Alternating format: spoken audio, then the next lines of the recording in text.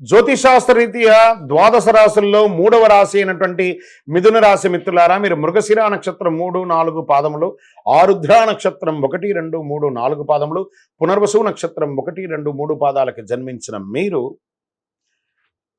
మిథున రాశి వారిగా పరిగణించబడుతున్నారు. ఈ యొక్క జూలై నెల 2024 మీ యొక్క శుభాశుభ ఫలితాలు ఎలా ఉన్నాయని చూద్దాం.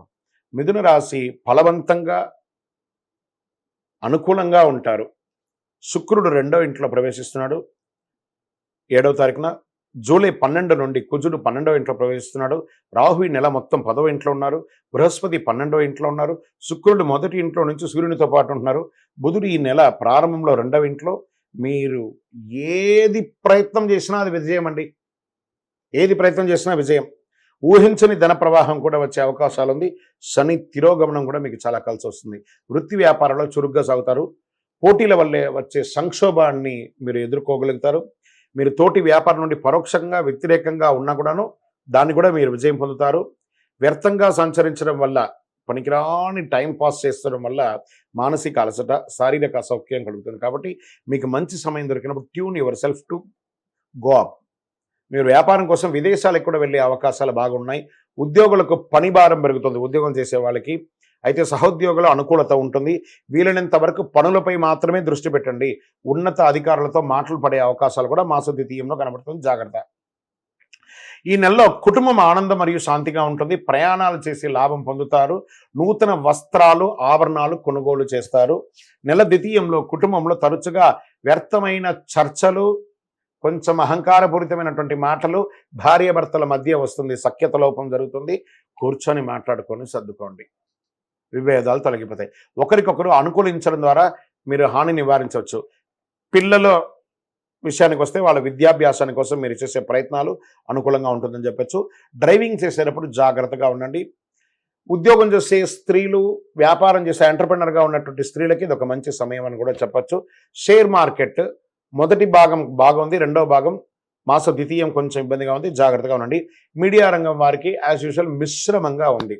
వాహనం కొనే వారికి మంచి అవకాశం చెప్పచ్చు. రైతులకి ఇది ఒక మంచి సమయం అని కూడా చెప్పచ్చు. ఈ నెల అదృష్ట రోజులు అని చెప్తే 1వ తారీఖున బాగుంది, 11వ తారీఖున బాగుంది. మీకు ఈ నెల అదృష్టం ఇచ్చే సంఖ్య 6 అని చెప్పవచ్చు. చంద్రాష్టమం జూలై 21/7/2024 7:25 ఉదయం నుండి 23/7/2024 9:20 ఉదయం వరకు, అంటే సుమారుగా 2.5 రోజులు టైం బాగలేదు. జాగ్రత్తగా ఉండాలి. చంద్రాష్టమ సమయంలో వాహనం నడిపేటప్పుడు, సంతకం పెట్టేటప్పుడు, పెద్దవాళ్ళతో మాట్లాడేటప్పుడు చాలా జాగ్రత్తగా మాట్లాడాలి. లేదా వీలుంటే సైలెంట్గా ఉండడానికి ప్రయత్నం చేయండి. మీరు ఆరాధించవలసిన దైవం మహాలక్ష్మి, వెంకటేశ్వర స్వామి. కలౌ వెంకటనాథాయ. ఏం చెప్పారు? వెంకటాద్రి సమంస్థానం బ్రహ్మాండే నాస్తికింద్ర వెంకటేశ సమోదేవో న భూతో న భవిష్యతి. ఆ వెంకటేశ్వర స్వామికి కాలినడకగా వెళ్ళి ఒకసారి నమస్కారం చేసిరండి. చాలా అద్భుతమైనటువంటి ఫలితాలను కూడా పొందుతారు. ఎందుకంటే ఈ జూలై నెలలోనే ఉత్తరాయణ పుణ్యకాలం వెళ్ళి దక్షిణాయన పుణ్యకాలం కూడా జూలై 10-15 ప్రారంభం అవుతుంది. కాబట్టి ఆషాఢం కూడా వస్తుంది. కాబట్టి చక్కగా వెళ్ళి స్వామివారిని నమస్కారం చేసుకోండి. పరిహారం ఏం చేయొచ్చండి? మీకు ఖాళీగా ఉన్న సమయంలో అంతా కూడాను విష్ణు సహస్రనామ పారాయణం చేయండి. మహాలక్ష్మి అష్టకం పారాయణం చేయండి. శనివారాల్లో అవకాశం ఉంటే ఆ తులసితో మాల తయారు చేసి వెంకటేశ్వర స్వామికి, ఆంజనేయ స్వామికి వేయండి. పేదలకి కొంచెం అన్నం పెట్టండి. ఈ నెల పసుపు కలర్ ఎక్కువ వాడడానికి ప్రయత్నం చేయండి. అన్ని రకాలుగా మీకు మేలు జరుగుతుంది ఈ నెల అని కూడా చెప్పచ్చు. అదృష్టం కలిగే రోజులు అంటే 1వ తారీఖున బాగుంది, 11వ తారీఖున బాగుంది. అదృష్ట సంఖ్య 6 కూడా చెప్పచ్చు.